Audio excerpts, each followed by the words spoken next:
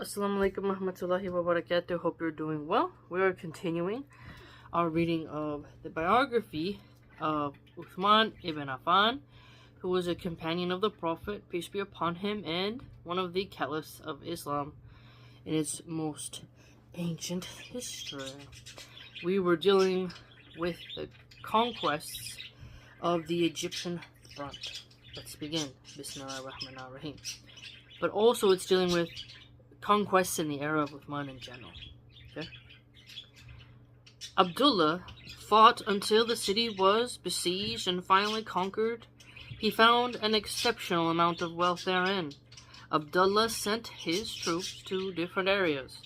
They reached Gafsa, where they took prisoners and collected spoils. He also sent an army to the fortress of Al-Ajam, whose people had taken shelter inside. After besieging them, he managed to conquer the city without fighting. The people of North Africa made peace with him, and Abdullah ibn Zubayr took the daughter of the king as booty. He was sent by Ibn Sa'd to deliver the good news of the conquest of North Africa to Uthman.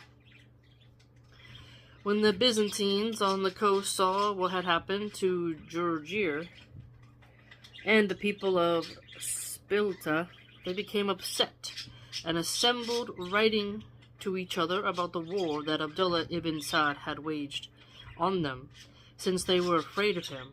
They wrote to him and offered to pay him and his army that they would leave and promise not to attempt any harm to them. They sent him 300 cantars of gold and silver. Some narrations said it was 400. This was the jizya, which would be paid every year if he left them alone and departed from their land.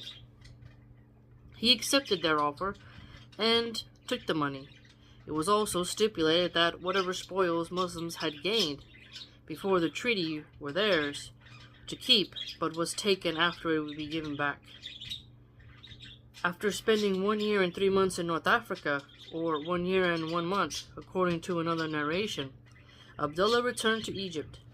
When Abdullah ibn Abi Asar arrived at Tripoli, the ships came to him, and his army set sail and arrived safely in Egypt.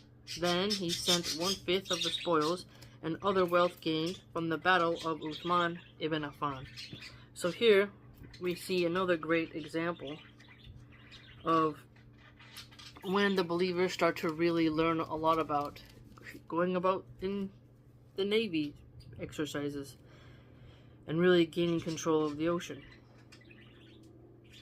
It is likely that the ships came to him in Tripoli were the ones captured by the Muslims in Syria and Alexandria, as mentioned by Archibald.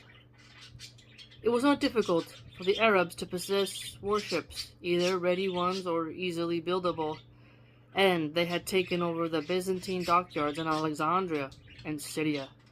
So Archibald, Alexandria and Egypt, and Syria. I mean, think about these just ancient places: Egypt, Syria, Yemen, India, China. America isn't even that old. When you go and look at how long some other countries have been called what they're called.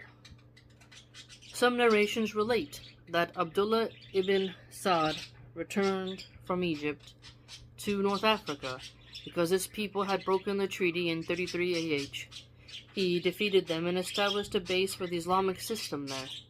He also commanded its people to either embrace Islam or pay the jizya. Okay, so we have 33 AH. So don't hold your treaties, you're going to be in trouble.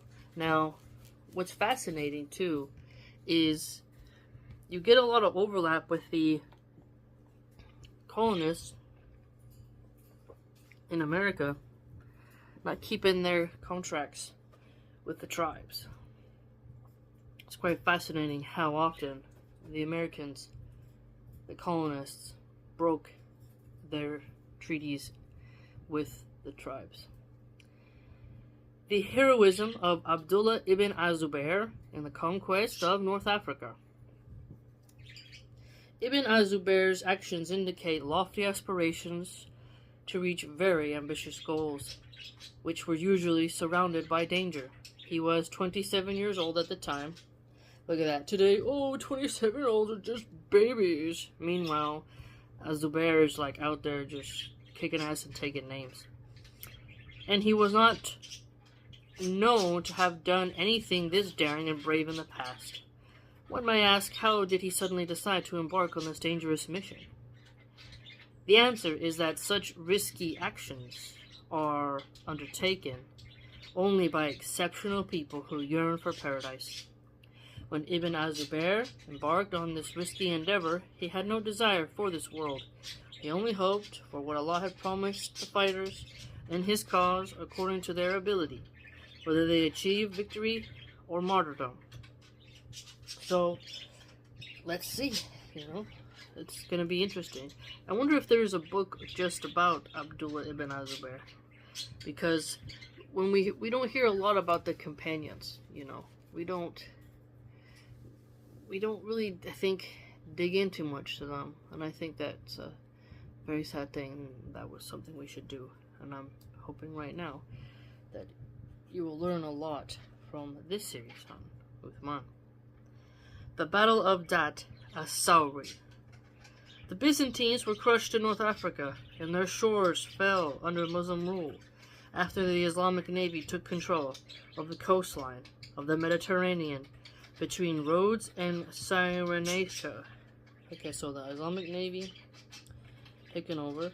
Constantine, the son of Heraclius, assembled a naval force built by the Byzantines. He set out with 1,000 ships to strike the Muslims and avenge his continuous losses on land. Uthman granted permission to confront them. Thus, Muawiyah sent the ships of Syria, commanded by Busr ibn Arta, who joined the navy of Abdullah ibn Sa'd ibn Abi Assar in Egypt. Although the ships only amounted to 200, the Islamic force began moving forward. On board were some of the bravest Muslim warriors who had been toughened by past battles. They set out with the aim of honoring Allah's religion and crushing the Byzantines. Some of the reasons behind this historical battle were as follows. Okay, so let's not forget the names. We have Busr ibn Arta, we have Muawiyah, and then Abdullah ibn Sa'd ibn Abi Assar. Okay. 1. The Muslims had dealt a heavy blow to the Byzantines in North Africa. 2. Byzantines had suffered significant losses when the Muslims had taken over their eastern and southern coastlines. Wow, so sounds a lot like trade routes here. The Byzantines feared that the Muslim navy would grow stronger. Constantine, the son of Heraclius, wanted to proclaim the awe he had previously enjoyed as ruler. He was getting spanked. The Byzantines wanted to maintain their rule over the Mediterranean.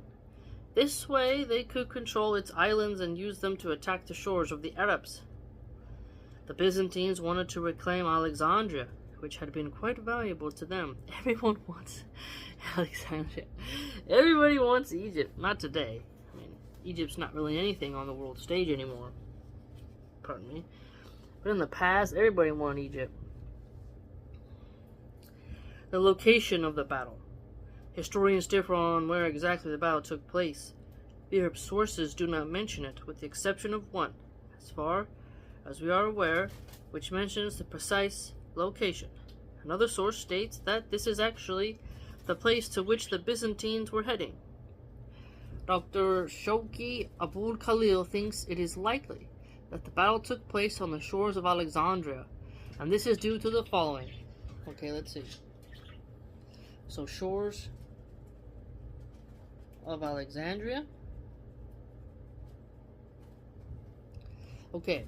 An-Nujum az-Zahira fi Muluk Misr wal Qahira clearly mentions that the Battle of Dat as-Sawari took place in the sea by Alexandria. It is stated in Tariq ibn Khaldun I've heard that name before.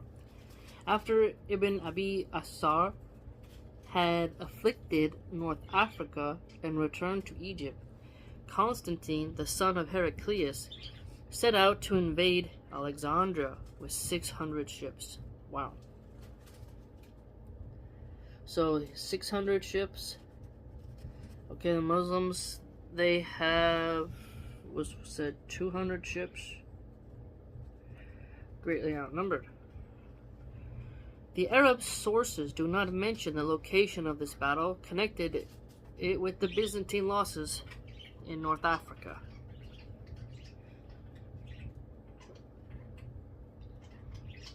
The Byzantine navy had a noble and respected status. It had been the lord of the Mediterranean. Thus, it was bold enough to attack the coast of the Islamic State.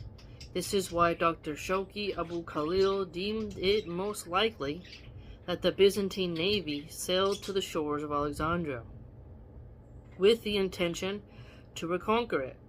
By doing so, they would also destroy the new navy that the Arabs had started building in Egypt, right where they were stationed.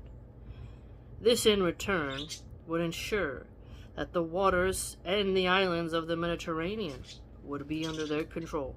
So it really just seems like the Byzantines were like the head honchos in town. And then once the Muslims started, hey, let's get these ships, let's see what we can do on sea, it starts to change the game a bit.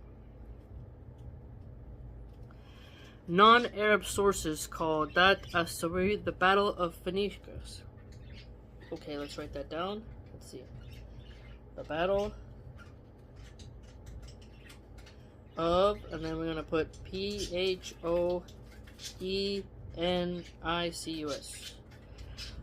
After the outpost located west of Alexandria, near the city of Marsa Matruth. Thus, the location is explicit here. Okay, that's a good, strong point of evidence where you can see, well, since it's called that and literally named after an outpost west of Alexandria, it will make sense that it did happen around Alexandria. That so far seems like the strongest source. What happened in the battle? Malik ibn Aus Ibn al-Hadathan describes what follows. I was with them in Dat as-Sawi, and we met at the sea. We looked at their ships, and had never seen anything like them. The wind was in their favor, so we anchored for a while, and they anchored near us. Then the wind increased, and we said to the Byzantines, "Let us make peace." So here you can see it's, how the wind blows. It's, really determine a lot in those days, because it's not strong motors like today. They replied, "You can do that, but we shall destroy you." The Muslims offered the Byzantines the choice of either going ashore to fight or fighting at sea. According to Malik ibn Aus, they were empathetic about fighting at sea. This shows that the Byzantines were relying on their experience and held high hopes of its helping them win against the Muslims, who were relatively new to such war. Yeah, so they're like, hey, we're pretty well mastered in that, so how about we just stick to that? Oh. Whereas Muslims, really good with the land game. The army spent the night at sea. The situation of the Muslims was critical. The Muslims spent the night invoking and remembering Allah, while the Byzantines kept ringing the bells on their ships. Could you imagine how, terrible that would have been to just hear the damn bells? It's also a little bit intimidating because they don't let you sleep. Just making you realize their presence, not letting you forget where they are. It's kind of like if you were under siege and someone just kept beating the battle drums right outside. Like noise pollution, noise intimidation.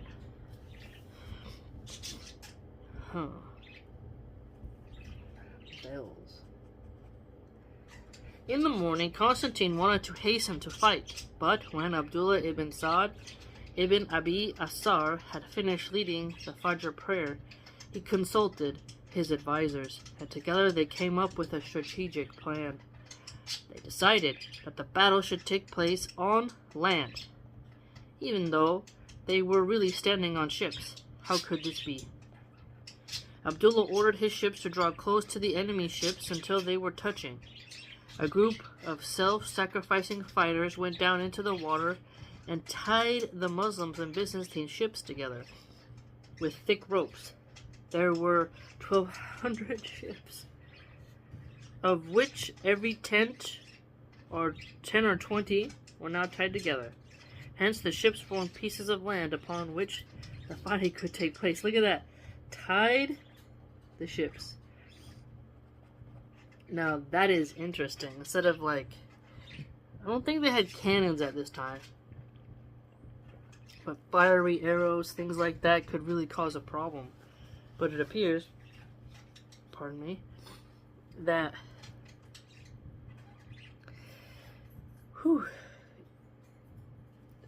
to maneuver your ship, to get out of the way, how long your ship's gonna last with getting hit, it's tense. But tying them all together without the Byzantines knowing is kind of funny too. Thick ropes, huh? And that water must have been cold. Think about the current, how it is, the creatures of the water, how hard it is to see underwater, and to not be spotted and get an arrow in your head while you do that work. Abdullah ibn Sa'd gathered his men at the sides of the ships and admonished them, instructing them to recite the Quran, especially Surah Al-Anfal, where it discusses unity, steadfastness, and patience. The Byzantines began the battle, certain that their victory was guaranteed. They attacked the Muslim ships, aiming to break the back of the Muslim naval force with the very first blow. They broke the first rows of the Muslims who were next to their ships, and then the fighting became chaotic. A fierce battle raged and blood flowed until the surface of the sea became red. Bodies kept falling into the water and the waves kept hitting the ships until they were driven to the shore. Now, with bodies going into the water, I wonder if that's shark chum. Because when there's blood in the water, predatorial creatures of the sea like to show up. So, it'd be kind of terrifying, as if you accidentally fall in. Now, you got some shark looking at you sideways. Many Muslims, along with numerous Byzantines, were killed. Theophanes, a Byzantine historian, describes the battle as the second Yarmouk for the Byzantines. At-Tabari's description is, there was more blood than water in this battle. I have two of At-Tabari's books. So I really do like them, how they're written. He was definitely someone who contributed great things to the world because of how much he wrote down. The Byzantines tried to sink the ship of the Muslim commander, Abdullah ibn Abi Sar, so that the army would have no one to lead them. They sent a Byzantine ship, which came forth and cast shackles on Abdullah's ship in order to hold it back and isolate it. However, Al-Qama ibn Yazid al-Ghatifi saved the ship and its leader by jumping onto the shackles and cutting them with his sword. Look at that. I didn't know you could put shackles on a ship. So shackles. What a hero. Let's write his name. Okay. A-L-Q-A-M-A-H Ibn, I-B-N, Yazid, Y-A-Z-E-E-D, Al, A-L, and then G-H-A-T-E-E-F-I. Hero. Despite all the difficulties, the Muslims remained firm and patient. Allah had written victory for them in return for their perseverance.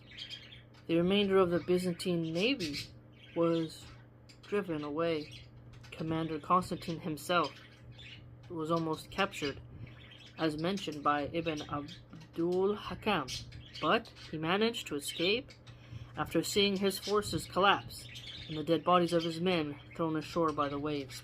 Oh, that's another thing, is with the current, just washing up all those bodies. That must have been just a horrid sight. And then the crabs all coming up and everything, eating them. His naval force, which he had hoped would bring them a spectacular victory and restore their honor, sank piece by piece before his own eyes. He fled, defeated and failed, with a painful heart and wounded body. So, Byzantine navy spanked. Constantine, he's like, wow, this is intense. Almost captured by Ibn Abdul Hakam, but he got out. Ships going down, bodies on the water, bodies on the shore. Intense. The wind cast him towards the island of Sicily, and the people there asked him what had happened. When he told them, they cried, "You have failed the Christians and destroyed their men. If the Muslims come here now, we will not have anyone to drive them away." They killed him, but spared those who were with him on the ships. Subhanallah. I didn't know Constantine died by the Sicilians. Sicilians murdered? They murdered him? Oh, Christians are so loving. Meanwhile, the Christians straight up killed Constantine. Christians killed Constantine. Let's look that up, man. That's wild. That's intense. The outcome of the battle. That Asawari was the first naval battle undertaken by the Muslims at sea. Okay, we gotta put that one. DHAT space AS SAWARI, first naval battle on the shores of Alexandria. During the battle, the sailors of this navy, which was still in its infancy, displayed commendable patience along with strong faith and endurance. They also demonstrated their sound thinking by coming up with a strategy that made the battle very hard for the enemy. In fact, it made it impossible for the enemy to break the rows of the Muslims without difficulty. Muslims also utilized long hooks with which they pulled the masts and sails of the enemy's ships, and this proved to be catastrophic for the Byzantines. Okay, so look at that. Long hooks. Now, if you look at every age, they find all these unique ways to exercise cleverness within the confines of the battles taking place and what machines, what items are at play, at hand. Now, we don't do Navy battles like this anymore, but we have submarines, tanks, right? And for example, I think it was the film All Quiet on the Western Front, which dealt with the Germans and the French. And there was this scene where a tank's coming, and one of the Germans takes a grenade, and there's a tiny opening in the tank for some reason, and he goes and stuffs it in there and, takes out the people operating the tank. And the tank is like this huge thing, right? Does a lot of damage. But that maneuver was able to disengage it. So when you look at the hooks being used on the mast and sails of the enemy ships, something small but clever. And drones of the future, those will have something else that people will have to think about. A good old shotgun and rifle. But I think over time, just like how a tank, if you took your pistol and shot at it, could ricochet off and hurt you. So you're not exactly gonna do much damage to the tank. So warfare, the strategies and the way you win is always developing and changing. disease warfare is probably the scariest, I'd argue. That Asari enabled the Muslims to travel the sea, which was previously controlled by the Byzantines. They were now able to conquer Cyprus and Crete, Corsica and Sardinia, Sicily and the Balearic Islands, which they connected with Genoa and Marseilles. Constantine was killed, and his fourth son succeeded him. Since he was very young, the Muslims got an opportunity to launch a campaign on land and at sea later, with the aim of conquering Constantinople, the Byzantine capital. Spiritual preparation, or as they say today, a morale boost before the battle, is an invaluable tool in achieving victory, that it makes the hearts turn easily to Allah. The believers who spend their night in prayer and remembrance, who seek Allah's help before they enter a battle, will meet the enemy in high spirits without fearing death. So here you see spirituality in the face of war. Now, it's funny how some people will assume, like, oh, in order to be spiritual, that always means pacificity. It always means meekness, weakness, and letting people tread on you. But when you say, how do you express spirituality in a time of war? Well, we would say spending the night in prayer and remembering your Maker, seeking Allah's help, and don't fear death. Be cautious and try to avoid it. Like, you don't just want to be reckless. Like, I'm going to charge right into this situation where I could be more stealth. Like, I could have more be stealthily. Don't just go barging in, right? Like, have some tactics, some tact. Not just belligerent and reckless. But you could see the uniqueness of our faith when it comes to how you mix in religion in the time where there's intense battles going on. The waters of the Mediterranean were now under the control of the Muslim Navy. Look at that! Rather than acting as power-hungry pirates, the Muslim Navy invited the people to Allah, subdued the polytheists, mashallah, and spread the civilization of the Quran and Sunnah.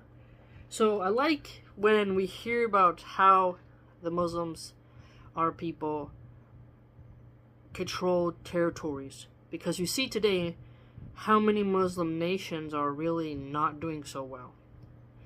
And how the American education system makes you think that Muslims have never had anything at all. Ever. And the Christians think because they have fancy cathedrals in Italy and France that they somehow, are the best religion or whatever, or that they're truly the chosen. And it's strange because the Christians in mass, I'm still sick, are still losing a lot of their women to feminism, and their men to hedonism. So they don't even look at how they're weakened by the liberals, and today the liberals rule them completely. They think they won just because they got the popular vote in the Electoral College for Trump, who was a Democrat most of his life. And when he was questioned about the Bible, he didn't want to give specifics. I doubt he's even read it at all. It's just a grift, personally. You have to kind of Bible thump in order to get elected with the Christians, even if it's not true. And his behavior is anything but Christian-like. Cheated on his wife Melania, doing stuff with portal ladies, very vulgar. It's just not conservative, really. So, it's important for us to always remember here in the modern era that Islam has had its golden ages. And that's why us reading this text can help enlighten us to what we've done in the past. and that we can do that again by the permission of Allah. So don't lose hope. The Muslim began studying the arts of sailing, shipbuilding, and arming, and how to fight on board ships. They also studied astronomy to help them navigate and ascertain the locations of their ships from various maps of the sea. They learned about the astrolabe, which was an astronomical compass. I've never heard of that. That's cool. In fact, they developed it so much that Western sailors like Christopher Columbus and Amerigo Vespucci used it in their explorations. Oh snap, don't tell me we Muslims are responsible for Columbus coming to America and breaking all the tribes. Just kidding. He was trying to find India. And the Vespucci. This battle was yet another way of showing that firm faith is superior to military experience. So really getting at the soul of it.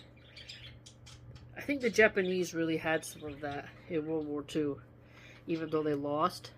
And if you think at Pearl Harbor, those kamikazes, you're like, wow, that's intense. So when you have people who aren't wish-washy, that's a great warrior. You look at today at the recruitment videos, there was a video where there was a guy who wanted to cosplay as a woman through surgery, and he wanted the military to pay for him to become a eunuch with silicone bags stitched under his chest to masquerade as a woman. And you can tell that kind of a warrior, he ain't no warrior, but the fact he'd be allowed into the military, allowed to waste resources with cosmetic surgery for his mental illness, goes to show you how that's not a very firm soul, and he's basically just cannon fodder. And that means that today, it's not about quality, but about just amassing bodies in general. And I don't think that's a smart strategy. I really don't think so. I'm not a military expert, but to compromise quality, you know, for the sake of just filling quotas, is not a good strategy. So, for us Muslims, having firm faith in Allah, knowing that the Day of Judgment is true, and only relying on Allah, having that pure tawheed in your heart, that's something that can strengthen you more than the atheistic creed, which, what will you grasp at? And that famous quote that always says there's no atheist in a foxhole. And atheists get really mad at that. Sure, you may have people who were like thanking Darwin as they go down, thinking about their chimpanzee, hominid, ugly ancestors that they think were theirs, you know, their Neanderthal ancestors, yeah, as they go down. But for us, La ilaha illallah, it's just a more potent creed to bind to your heart that will make you steadfast and more capable of enduring hardship, unlike an atheist who may have just joined the military to get college paid for, or because their parents, you know, didn't really want them around and thought the military would change them into somebody better. You know, that's more wish-washy footing. But for a Muslim to do things to protect the Ummah, to serve Allah, that's a totally different type of strength. After all, the Byzantines had been sailing for a long time and were well experienced in naval warfare. On the other hand, the Muslims were new to sailing and fighting at sea. Despite this, Allah allowed the Muslims to prevail because He had made them the people who would spread His religion and raise high His word upon the earth. Another noteworthy fact in this battle was the strength of the commander Abdullah ibn Sa'd ibn Abi Asar, as well as his composure and remarkable ability to manage the war zone. This also demonstrates the intrepidness of the Muslims and their readiness to sacrifice themselves for the sake of honoring their religion and assisting the Muslim state. So we should always honor our religion and assist the Muslim state. And that's why I think unity is so important. Today, you know, Muslims really like fighting each other. We really like to be divided, finding any reason to boycott someone. You know, so-and-so does a couple things you don't like, you completely write them off. It's very hard to unite with that. There's a lot of people just wanting separation. Doesn't mean you can't correct, but forgiving mistakes, overlooking mistakes, you know, for the greater good. Overlooking as in you correct them, but then you don't just bring it up every time and throw them in the garbage. You don't just write them off so easily. You just kind of say, hey, you know, we disagree on X, Y, and Z, but overall we're believers. And we have rights to each other. And we have to work together in promoting Islam. You know, that seems like the sort of more compatible path. So we should always have that mindset of honoring our religion and doing things that would make us get a reward on Judgment Day, not a punishment. Astrolab, that still is like, so we gotta look that up. I've never been big in sailing. I've been getting kind of like, it'd be kind of fun, some hobby to learn, but the ocean is quite perilous, so I'm not sure that I would in too serious of a boat, you know, because it's intense.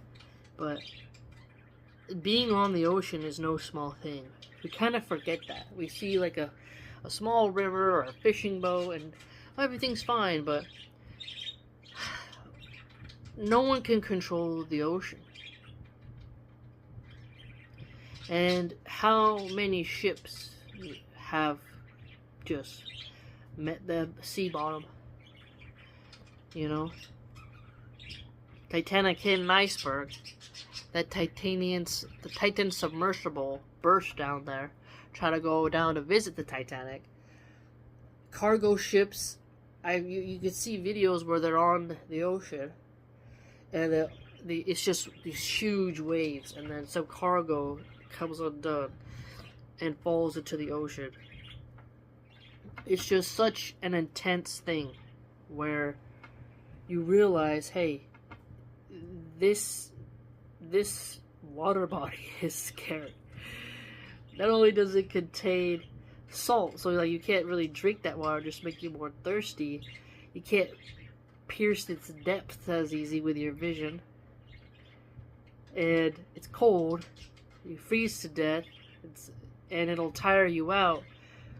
Even if you're a strong swimmer, that the undercurrents, the waves just engulf you. Sure, you can be a surfer and surf on those large waves, but if you get pulled out to sea and you're tired out and you lose your surfboard, you're donezo. Just how many lives the sea has claimed by the permission of Allah is intense. The fact that there's orcas in there that attack sperm whale babies and just eat their liver. They attack great white sharks, the octopuses. It's intense. This poisonous jellyfish, the coral reefs. It's just magnificent. So doing battles on the sea is no easy task. No wonder why some of the old fishermen are just salty. They look weather torn.